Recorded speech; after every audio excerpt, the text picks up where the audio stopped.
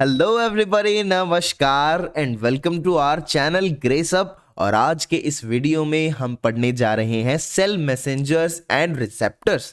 तो करें क्या शुरू कर दो शुरू, मजा आएगा। तो चलिए शुरू करते हैं हमारा टॉपिक जिसका नाम है सेल मैसेंजर्स एंड रिसेप्टर्स। ठीक है, तो सेल्यूलर मैसेंजर्स कौन होते हैं? बचपन में कंट्रोल एंड कोऑर्डिनेशन नाम का चैप्टर पढ़ा था हमने, है ना, 11th क्लास की ह्यूमन फिजियोलॉजी में। तो वहां हमने देखा था कि हार्मोन होते हैं, है ना। तो hormone are basically cellular messengers, ठीक है, जो कि सेल के लिए मैसेज पहुंचाते हैं। तो सबसे पहले तो इस हार्मोन को समझना जरूरी है। हार्मोन क्लासिफिकेशन हम करेंगे अभी। हार्मोन बेसिकली 4 तरीके के होते हैं या 4 क्लास ऑफ हार्मोन्स होती हैं, ठीक है। तो सबसे पहली क्लास कौन सी है? सबसे पहले हमारे पास आते हैं सिंगल अमाइनो एसिड डेरिवेटिव्स, जो सिर्फ एक अमाइनो एसिड के डेरिवेशन से बनते हैं, ठीक है। तो एक सिंगल अमाइनो एसिड ही इनका डेरिवेटिव होगा, ठीक है, या इनका प्रिकर्सर होगा, मैं कहूं तो सही बात, ठीक है। जैसे अमाइनो एसिड मैंने एक लिख दिया टायरोसिन। ये टायरोसिन होता है ना, it act as precursor for thyroid hormone T3 T4, ठीक है। एपिनेफ्रिन, नॉर एपिनेफ्रिन, डोपामिन जिसको हम मिला करके कैटेकोलामाइंस बोलते हैं, एंड मिलेनिन। तो ये सारे के सारे जो हार्मोन्स हैं इनका प्रिकर्सर है ये टायरोसिन, ठीक है। देन ट्रिप्टोफेन नाम का भी एक अमाइनो एसिड होता है।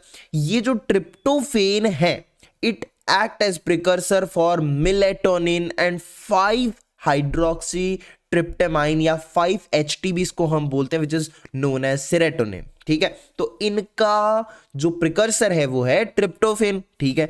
Arginine as precursor for this hormone nitric oxide, आप याद रखेंगे, ठीक है। तो ये सारे के सारे हमने ये जो हार्मोन्स देखे, ये सारे के सारे सिंगल अमाइनो एसिड डेरिवेटिव है, ठीक है।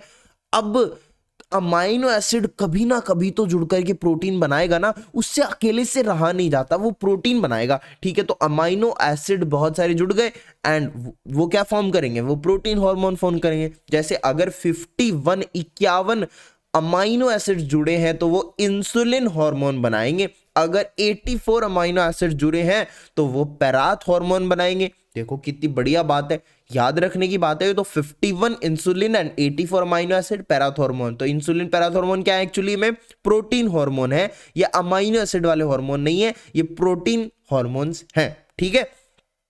देखो, प्रोटीन लिपिड की मेम्ब्रेन बनी हुई होती है, प्रोटीन आसानी से मेम्ब्रेन को क्रॉस नहीं कर पाएगा। तो any hormone having protein structure और अमाइनो एसिड स्ट्रक्चर, तो प्रोटीन अमाइनो एसिड स्ट्रक्चर वाले हार्मोन्स सेल मेम्ब्रेन को क्रॉस ही नहीं कर पाएंगे। तो सर क्या इसका मतलब, क्या उनका एक्शन नहीं होगा क्या? कैसे एक्ट करेंगे वो? तो वो एक्ट करेंगे एक्स्ट्रा सेल्यूलर रिसेप्टर्स के थ्रू। उनके रिसेप्टर्स बाहर लगे हुए होंगे, बस उनसे जाके चिपक जाएंगे, बस अंदर नहीं जाएंगे। सेल के बोले हम पेनिट्रेट तो नहीं करने देंगे, ठीक है। तो अंदर नहीं जाएंगे, एक्स्ट्रा सेल्यूलर रिसेप्टर्स के थ्रू काम करेंगे।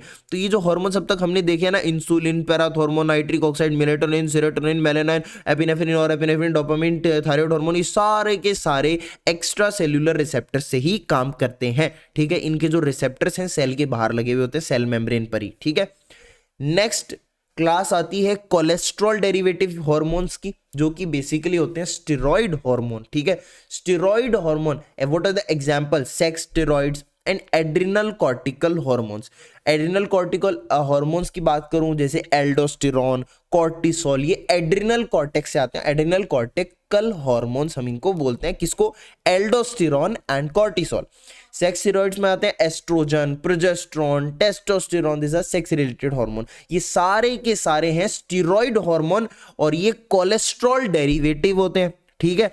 अब ये स्टीरॉइड हार्मोन है ना, कोलेस्ट्रॉल डेरिवेटिव है ना, इसका मतलब ये लिपिड सॉल्युबल है। लिपिड सॉल्युबल है, इसका मतलब ये मेम्ब्रेन को तो आराम से क्रॉस कर लेंगे।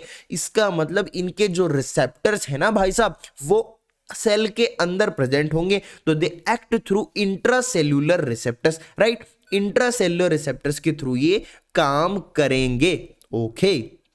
नेक्स्ट विटामिन हार्मोन्स आ जाते हैं। विटामिन हार्मोन्स जैसे sir vitamin A, vitamin D, ये क्या है? ये फैट सॉल्युबल विटामिन होते हैं। अगर बायोकेमिस्ट्री में आपने देखा था कि vitamin A and D R fat soluble vitamin, ठीक है।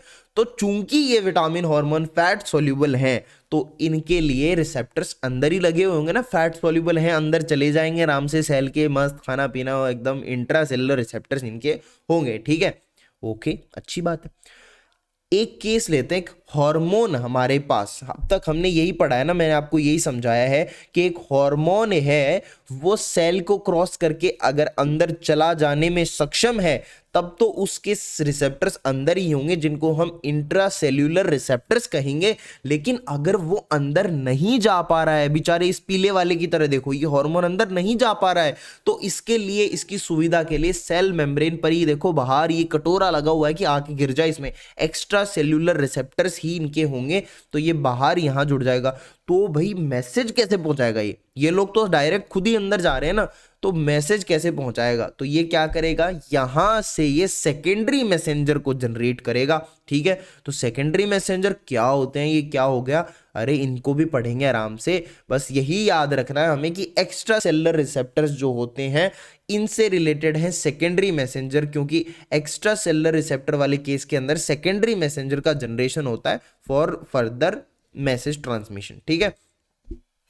अब ये जो एक्स्ट्रा सेलुलर रिसेप्टर्स हैं, ये सेल मेम्ब्रेन पर होते हैं, अभी आपने देखा, ठीक है। 4 टाइप्स के होते हैं, आप बेसिकली ये बहुत जरूरी है, कौन से 4 टाइप के हैं, क्वेश्चंस आते हैं इनमें से, GPCRs, G protein coupled receptors, tyrosine kinase receptors, Janus kinase receptors, serine kinase receptor, ये 4 तरीके के एक्स्ट्रा सेल्यूलर रिसेप्टर्स हैं। ओके ओके, ये जो जानूस काइनेज रिसेप्टर है, इसको हम बोलते हैं JAK, ठीक है, शॉर्ट फॉर्म में JAK हम इसको बोलते हैं। कौन सा रिसेप्टर है ये? जानू जानू मेरी जानू, जाने जहां जाने जाना।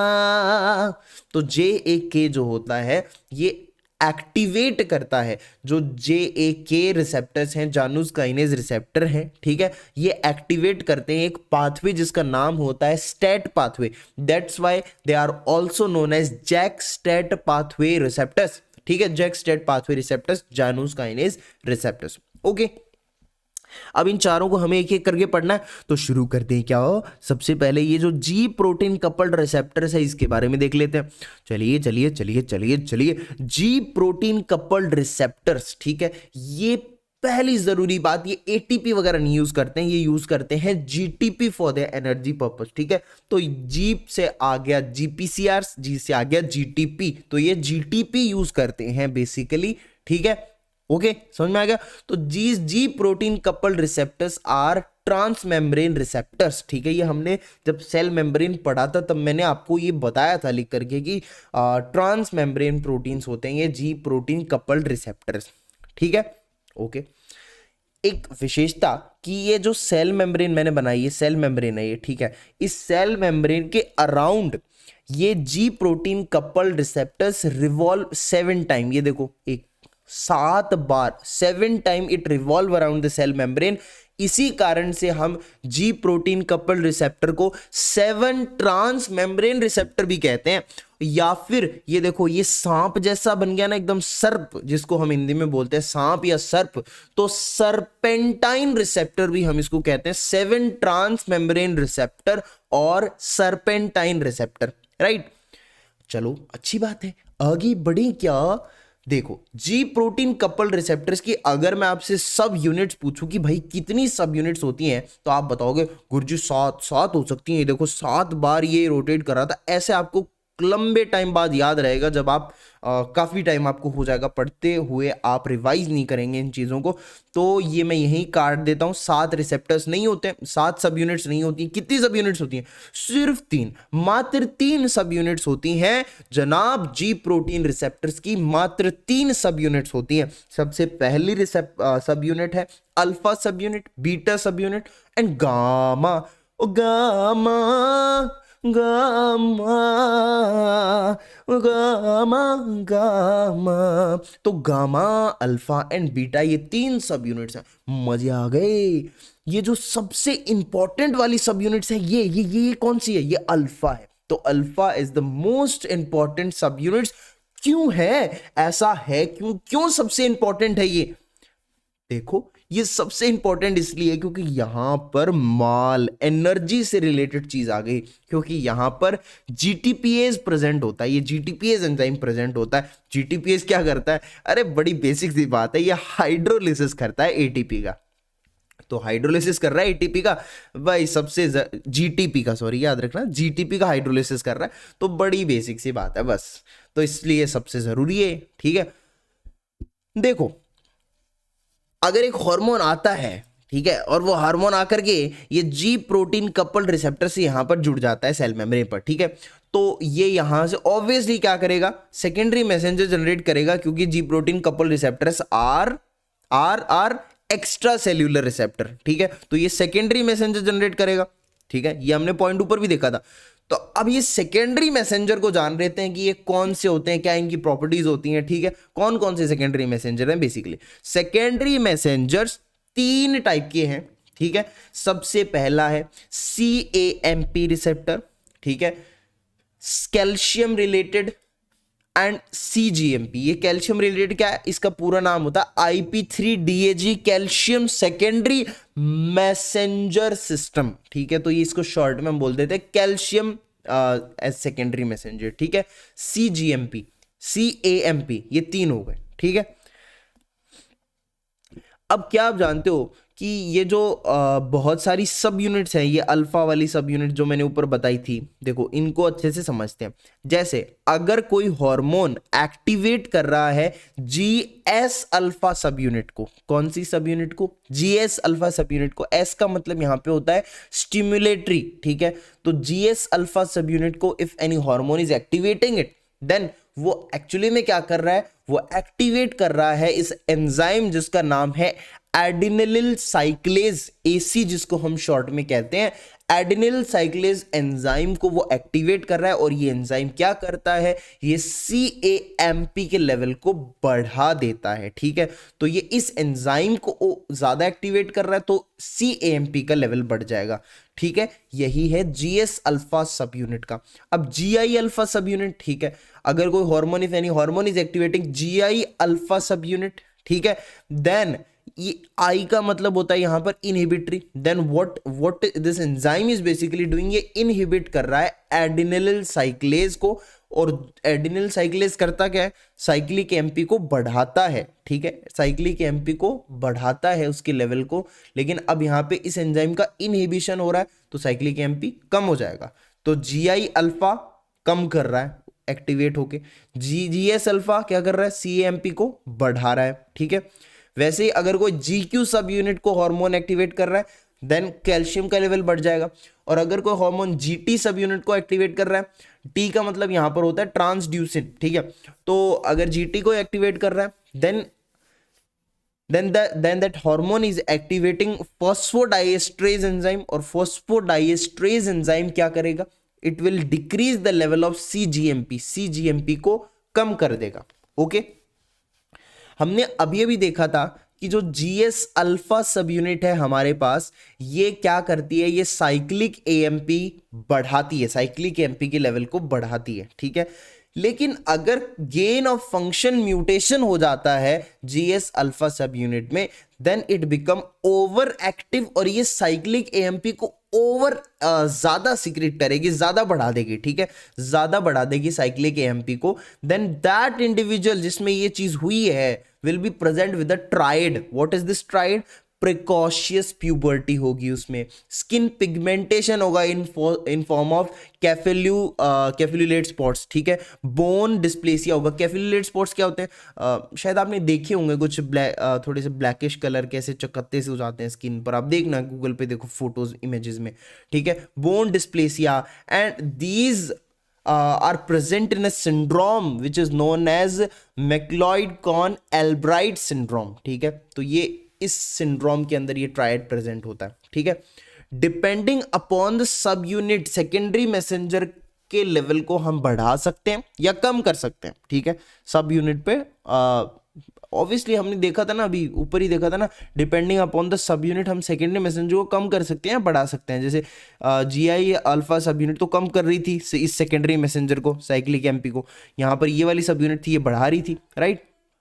नेक्स्ट, ये जो सेकेंडरी मैसेंजर है इनमें सबसे पहले हमने देखा कि साइक्लिक एएमपी है, ठीक है। अब ये चीज तो हमने देखी नहीं अभी तक कि कौन से हॉर्मोन्स होते हैं जो इन सेकेंडरी मैसेंजर्स को यूज करते हैं, ठीक है। जैसे साइक्लिक एएमपी है, it is basically used by 3 group of hormone, ठीक है। साइक्लिक एएमपी को as a secondary messenger 3 group of hormone use करते हैं। सबसे पहले नंबर पर हार्मोन रेगुलेटिंग मेटाबॉलिज्म, सबसे पहले इसको यहीं खत्म कर लेते हैं। हार्मोन रेगुलेटिंग मेटाबॉलिज्म, जैसे लीवर के अंदर ग्लाइकोजिनोलाइसिस होता है, ग्लाइकोजन टूटता है, ग्लूकोज बनता है, as a result blood glucose level बढ़ जाता है, ठीक है। ये काम करा जाता है वाया ग्लूकागॉन, ग्लूकागॉन ये काम करता है, ठीक है, ग्लूकागॉन हार्मोन ये काम करता है। And this glucagon needs cyclic AMP, CAMP for this function, ठीक है।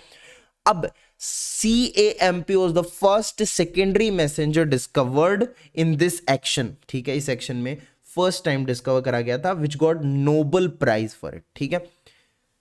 नेक्स्ट क्लास ऑफ हार्मोन कौन सी है, जो वाटर रिजॉर्प्शन में रिस्पॉन्सिबल होते हैं। जैसे सबसे इंपॉर्टेंट तो हार्मोन अपना हो गया वेसोप्रेसिन, ADH, ठीक है, जिसको हम बोलते हैं एंटी डायूरेटिक हार्मोन, ठीक है। ये काम करता है कलेक्टिंग ट्यूब्यूल में, it act here through V2 receptors, V2 receptors are kind of G protein couple receptor, GPCRs, ठीक है। एंड ये जो V2 रिसेप्टर है दे जनरेट साइक्लिक AMP, ये यूज करते हैं साइक्लिक AMP को। And this cyclic AMP increases the level of aquaporin नाम का carrier protein, aquaporin 2। And what is aquaporin, water से रिलेटेड है, तो ये क्या करेगा, ये वाटर रिजॉर्प्शन को बढ़ा देगा फ्रॉम किडनी ट्यूब्यूल, ठीक है। तो हमने ये बोला कि एक्चुअली ये V2 रिसेप्टर के बाद हमने यूज किया है cyclic AMP as a secondary messenger. V2 receptor use this cyclic AMP as it secondary messenger. तो ये जो वेसोप्रेसिन या ADH है ये साइक्लिक AMP को यूज करता है। ग्लूकागॉन देखा था, ये साइक्लिक AMP को यूज करता है। And at last hormone which are concerned with electrolytic secretion, जैसे सिक्रीटिन है हमारा, सिक्रीटिन कहाँ से रिलेटेड होता है, हमने डाइजेस्टिव सिस्टम में पढ़ा था कि सिक्रीटिन जो है वो पेनक्रियाटिक सिक्रीशन में इन्वॉल्व होता है, ठीक है। पेनक्रियाटिक सिक्रीशन, पेनक्रियाज में जो सिक्रीशन होता है ये एल्कलाइन नेचर का होता है because it is rich in bicarbonate ion, ठीक है। तो HCO3 नेगेटिव में रिच होता है, दैट्स व्हाई ये एल्कलाइन होता है, ठीक है। अब ये सिक्रीटिन क्या करता है, secretin with the help of secondary messenger CAMP ये सिक्रीट करवाता है इस बाइकार्बोनेट आयन को, दैट्स व्हाई ये पेनक्रियाटिक सिक्रीशन को एल्कलाइन बना रहा है। ओके, ठीक है, अच्छी बात है, अच्छी बात है। अब due to some pathological agent cyclic AMP का लेवल बढ़ सकता है, ठीक है। साइक्लिक AMP इंक्रीज हो सकता है, ठीक है, बढ़ सकता है साइक्लिक AMP। जैसे ये कब होता है, कौन से पैथोलॉजिकल एजेंट्स होते हैं, जैसे कॉलेरा टॉक्सिन, ठीक है। तो cholera toxin activate GS alpha subunit, ठीक है। And GS alpha subunit क्या करता है, साइक्लिक AMP को बढ़ाता है, it increases cyclic AMP। Cyclic AMP increase हो रहा है, because of this it leads to increased electrolytic secretion. What is this electrolyte, this is NaCl। तो जब इतना इलेक्ट्रोलाइट बॉडी में हो जाएगा तो इसको रखकर क्या करोगे, then it is lost in faeces, ठीक है। This NaCl electrolytic secretion is lost in faeces. तो बेसिकली ये कोलेरा टॉक्सिन कर क्या रहा है, ये कॉज कर रहा है डिहाइड्रेशन, ठीक है, ये कॉज कर रहा है डिहाइड्रेशन। देन पर्ट्यूसिस टॉक्सिन ये इनहिबिट करता है इनहिबिटरी सब यूनिट को, ठीक है, GI सब यूनिट को ये इनहिबिट कर रहा है। GI सब यूनिट तो यार साइक्लिक AMP को कम करती है, लेकिन अभी देखो GI अल्फा सब यूनिट को ये इनहिबिट कर देगा, इसका मतलब ये कम नहीं कर पाएगी, तो साइक्लिक AMP बढ़ेगा। अब साइक्लिक AMP बढ़ेगा तो इलेक्ट्रोलाइटिक सिक्रीशन होगा NaCl, लेकिन इस बार ये फीसेस में लॉस्ट नहीं होगा ये NaCl, इस बार it is lost in sputum. और because this clinical condition is known as pertussis और वूफिंग कफ, ठीक है, तो it is lost in sputum. Okay, अच्छी बात है जी। नेक्स्ट आगे बढ़ते हैं। कैल्शियम सेकेंडरी मैसेंजर, ये हमने देखा। कैल्शियम सेकेंडरी मैसेंजर, बेसिकली दो क्लास ऑफ हार्मोन होते हैं जो रिस्पॉन्सिबल होते हैं कॉन्ट्रैक्शन के लिए और कॉन्स्ट्रिक्शन के लिए। ये दोनों कैल्शियम को एज सेकेंडरी मैसेंजर यूज करते हैं। कॉन्ट्रैक्शन यूट्रस में होता है, यूट्रस के अंदर ड्यूरिंग डिलीवरी ऑफ फीटस एक ऑक्सीटोसिन नाम का हार्मोन आता है, ऑक्सीटोसिन करवाता है ना कॉन्ट्रैक्शन, तो ऑक्सीटोसिन यूज करता है कैल्शियम को for this purpose, as a result delivery of foetus will be there, ठीक है। देन ब्लड वेसल्स के अंदर होता है कॉन्स्ट्रिक्शन, जिसको हम वेसो कॉन्स्ट्रिक्शन बोलते हैं। तो ये हार्मोन्स होते हैं एंडोथिलिन, एंजियोटेंसिन सेकेंड, नॉरएपिनेफ्रिन, ये यूज करते हैं, ठीक है, कैल्शियम को as secondary messenger and cause vasoconstriction. Okay, next at last अपने पास बच गया सीजीएमपी सेकेंडरी मैसेंजर। तो सीजीएमपी क्या करता है, जो भी हार्मोन रिलैक्सेशन के लिए रिस्पॉन्सिबल होते हैं, जैसे ब्लड वेसल के अंदर वेसो डायलेशन होता है ना, relaxation of blood vessel, वेसो dilate कर जाती हैं वेसल्स, तो वेसो डायलेशन जिसको हम बोलते हैं, तो वेसोडाइलेशन के लिए nitric oxide, natriuretic peptide, whether it is present in heart, atrial natriuretic peptide, brain natriuretic peptide, C type natriuretic peptide, तो ये नाइट्रियूरेटिक पेप्टाइड जो है एंड नाइट्रिक ऑक्साइड है, these hormones use cGMP for vasodilation, ये vasodilation करवाते हैं, ठीक है। हमने अब तक के वीडियो में जीपीसीआर यानी जी प्रोटीन कपल्ड रिसेप्टर्स और सेकेंडरी मैसेंजर बेसिकली खत्म कर लिए हैं, ठीक है। अब क्या बचा, अब ये बचा है टायरोसिन काइनेज रिसेप्टर्स, ठीक है। टायरोसिन काइनेज रिसेप्टर्स जो होते हैं, इसको यूज कौन करता है, एक्चुअली इंसुलिन यूज करता है। Insulin uses tyrosine kinase receptors, मतलब जो भी hormone using this tyrosine kinase receptor responsible for growth and differentiation, जो भी हार्मोन इन रिसेप्टर को यूज करते हैं they are responsible for growth and differentiation. Growth से मुझे याद है ग्रोथ फैक्टर्स होते हैं कुछ, है ना, growth factors, insulin like growth factors IGFS and epidermal growth factors EGF। तो ये जो ग्रोथ फैक्टर्स होते हैं they act through tyrosine kinase receptors, ठीक है। नेक्स्ट इज जानूस काइनेज रिसेप्टर, जानू काइनेज रिसेप्टर। तो ये जानू kinase receptor it is used by twin hormones, growth hormone and prolactin. तो प्रोलैक्टिन और ग्रोथ हार्मोन, ये ट्विन हार्मोन्स जो हैं ये जानूस काइनेज रिसेप्टर को यूज करते हैं। Number 3 I have a very important hormone erythropoietin EPO। ये एरिथ्रोपोइटिन होता है, ये क्या करता है, ये आरबीसी का प्रोडक्शन बढ़ाता है, ठीक है, आरबीसी का प्रोडक्शन कराता है। तो ये एरिथ्रोपोइटिन होता है, ये हार्मोन होता है, ये यूज करता है जानूस काइनेज रिसेप्टर 2 को, ठीक है, 2 जानूस काइनेज रिसेप्टर 2 जिसको हम JKA2 भी कहते हैं। अगर इस JKA2 के अंदर म्यूटेशन हो जाए देन ये then there will be over active EPO, erythropoietin over active हो जाएगा, बावड़ा हो जाएगा, और ये इसकी वजह से आरबीसी ज्यादा प्रोड्यूस होने लगेंगे and this is known as polycythemia vera, polycythemia vera इसको हम बोलते हैं। ओके, नेक्स्ट और last serine kinase receptor. Serine kinase receptor mainly reproduction related hormones use करते हैं, जैसे एक्टिविन जो होता है वो FSH को बढ़ाता है, एंटी मुलेरिन हार्मोन AMH, ठीक है, ये सेरिन काइनेज रिसेप्टर को यूज करते हैं दोनों, AMH एंड एक्टिविन, ठीक है। हमने एक्स्ट्रा सेलुलर रिसेप्टर्स को खत्म कर लिया, अब इंट्रा सेल्यूलर रिसेप्टर्स की हम बात करते हैं। तो ये इंट्रा सेल्यूलर रिसेप्टर्स कहाँ प्रेजेंट होते हैं, बेसिकली सेल के अंदर होते हैं ना, लेकिन सेल के अंदर भी 2 लोकेशंस हो सकती हैं, या फिर तो ये साइटोप्लाज्म के अंदर होंगे या फिर ये न्यूक्लियस के अंदर होंगे, राइट।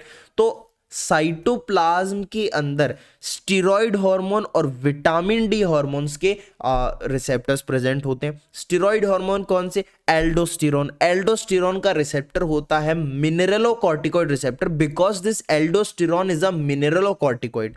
कॉर्टिसोल का glucocorticoid, cortisol is a glucocorticoid, तो ग्लूकोकॉर्टिकॉइड रिसेप्टर। टेस्टोस्टेरोन का एंड्रोजन रिसेप्टर, ठीक है।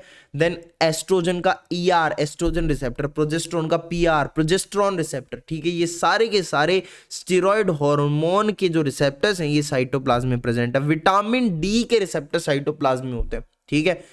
अब न्यूक्लियस में किसके रिसेप्टर्स होते हैं? थायराइड हार्मोन T3 T4, ये इसके रिसेप्टर न्यूक्लियस में होता है। विटामिन ए के रिसेप्टर, याद रखना विटामिन डी के रिसेप्टर साइटोप्लाज्म में थे, विटामिन ए न्यूक्लियस में है, ठीक है। पेरोक्सिसोम प्रोलिफेरेटर एक्टिवेटर रिसेप्टर PPAR, ये न्यूक्लियस में है, ठीक है। देन क्या आप जानते हो कि ये जो साइटोप्लाज्मिक रिसेप्टर्स हैं ये अनएक्टिवेटेड रिसेप्टर्स होते हैं, they are not bound to any hormone. जैसे मिनरलोकॉर्टिकॉइड रिसेप्टर है अपना, मिनरलोकॉर्टिकॉइड एल्डोस्टेरॉन का रिसेप्टर होता है, ठीक है। तो एल्डोस्टेरॉन रिसेप्टर है, ये हीट शॉक प्रोटीन के साथ जुड़ा हुआ इनएक्टिवेटेड फॉर्म में यहां पर प्रेजेंट है, ठीक है। लेकिन जब भी ये एल्डोस्टेरॉन सेल के अंदर आएगा तो एल्डोस्टेरॉन देखो क्रॉस कर लिया मेम्ब्रेन को, अंदर आ गया है, तो साइटोप्लाज्म में देखेगा कि यार एमआर प्रेजेंट है इनएक्टिवेटेड फॉर्म में, चलो इसके साथ जाके चिपकते हैं और इसको एक्टिवेट कर देते हैं। मतलब इसके आने से ही एक्टिवेट हो जाए, वो नहीं है आने से जिसके आए बहार, जाने से जिसके जाए बहार, बड़ी अलबेली है मेरी दिलरुबा, कुछ ऐसा है, मैंने काफी टाइम हो गया सुने हुए। तो एल्डोस्टेरॉन जो है ये इसकी दिलरुबा आ गई, मतलब सॉरी जो एमआर है मिनरलोकॉर्टिकॉइड रिसेप्टर है, इसकी दिलरुबा आ गई और इसके आते ही एक्टिवेट हो गया। लेकिन क्या ये एक्शन यही कर सकता है साइटोप्लाज्म में खुलेआम सबके सामने? नहीं, इसको जाना पड़ेगा न्यूक्लियस में फॉर एक्शंस, है ना। ओके, आई होप आप समझ रहे हो। तो एल्डोस्टेरॉन के जो रिसेप्टर है which is known as mineralocorticoid receptor, इसकी लोकेशन होती है साइटोप्लाज्म, लेकिन एक्शन जो है ये इसका एल्डोस्टेरॉन रिसेप्टर का न्यूक्लियस में होता है, ठीक है। तो ये इसी के साथ खत्म हो गया ना, ये देखो इसी के साथ हमने सेल्यूलर मैसेंजर एंड रिसेप्टर का बड़ा क्विक और शानदार व्यू देख लिया है, ठीक है, which will help you in your studies, ठीक है। तो मिलते हैं नेक्स्ट वीडियो में एक नए टॉपिक के साथ। टिल देन अगर आपको वीडियो अच्छा लगा तो चैनल को सब्सक्राइब कर दो, वीडियो को लाइक कर दो, और यार अपने बैचमेट्स के साथ शेयर नहीं करोगे तुम? है शेयर नहीं करना है? प्लीज करो यार शेयर, बढ़ाओ चैनल को, ठीक है। तो मिलते हैं नेक्स्ट वीडियो में। टिल देन अपना ध्यान रखें, खुश रहें, स्वस्थ रहें, मस्त रहें। बाय।